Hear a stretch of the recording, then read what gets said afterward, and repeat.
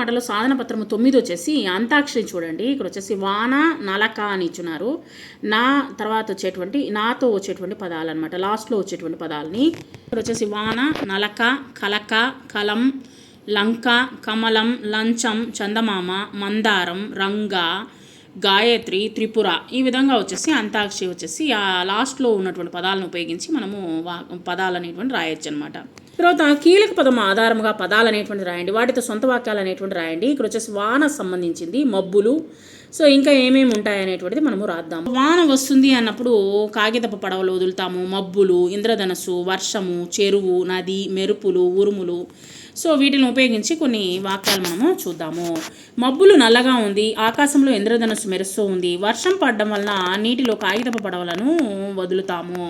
So ఇంకా వచ్చేసి వర్షం వచ్చినప్పుడు వర్షం రావడానికి ముందు వచ్చేసి ఉరుములు, మెరుపులు అనేటువంటిది మనకు వస్తుందన్నమాట. సో ఈ విధంగా మనం వచ్చేసి సొంత వాక్యాలుగా మనం రాయవచ్చు. తర్వాత సరైనటువంటి పదాల్లో జతపరచండి. ఇక్కడ చూడండి, వాటిని వచ్చేసి జతపరిచి ఇక్కడ ఇచ్చినటువంటి వాటిలో రాయాలి. తర్వాత చూడండి, పూల తోటలు, పంట పొలాలు, నదీ జలాలు, చల్లగాలులు, వాగులు వంకలు, మండే ఎండలు అనేటువంటిది జతపరిచి రాసామన్నమాట.